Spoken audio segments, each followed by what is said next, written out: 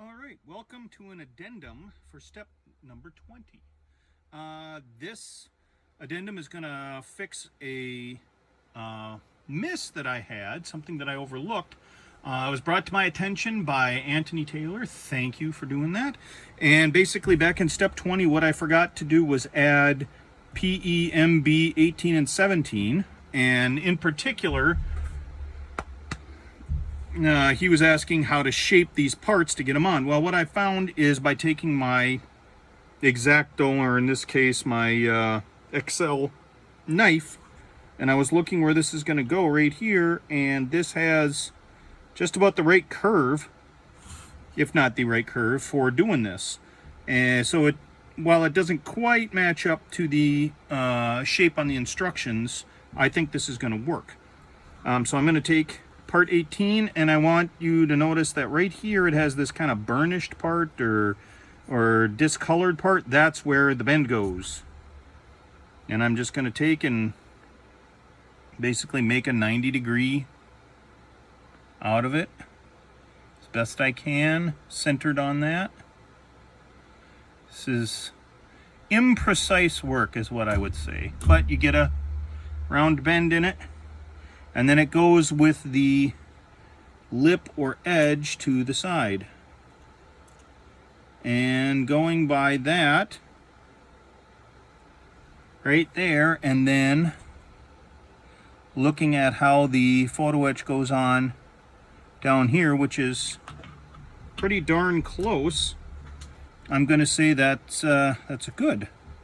And just going to bend this down a bit so that these parts match up next to the ribbing,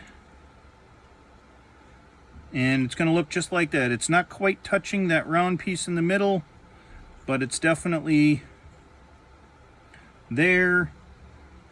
It does extend a little bit down the side, just like in the instructions, so I'm happy with how that went, so I'm going to do the same thing with the other one. Again, just basically centering the handle on that discolored part right there, and just trying to get a 90-degree, roughly a 90-degree bend in it, like so.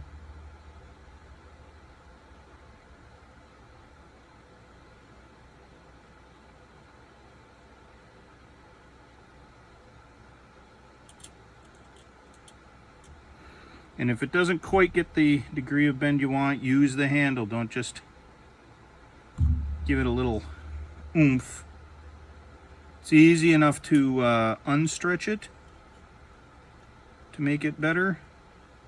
And in this case, you'll notice that even though I centered it on the part, it seems to be shorter on that side. So what I'm going to do is straighten it out and curve it more at the same time.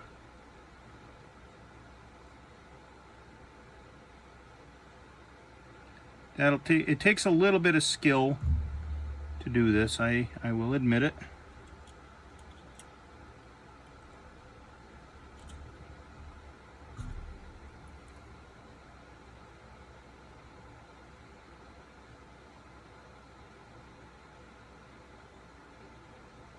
But just working back and forth on it.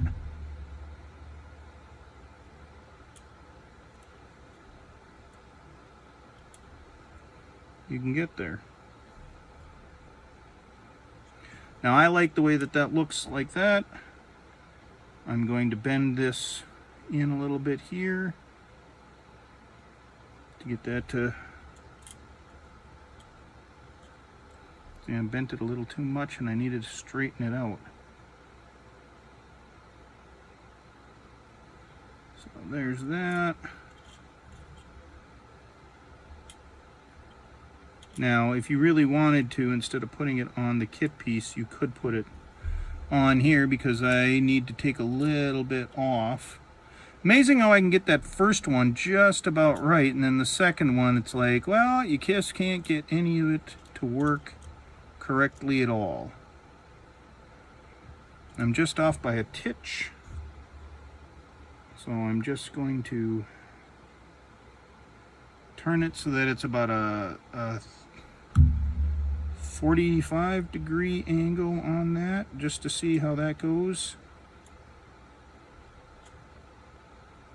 That looks better, and then I can just bend and adjust this out a little bit to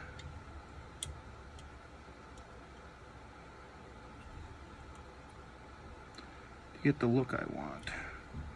And now I've got to check it this way because it's got a little bit of a tweak as well. Don't know why, but it does. And I don't want that.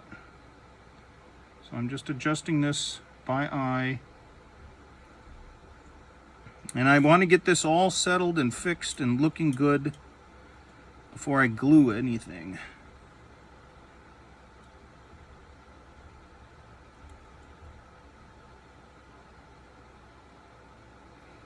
Any minor changes, any little things that need to be done, I want to do first.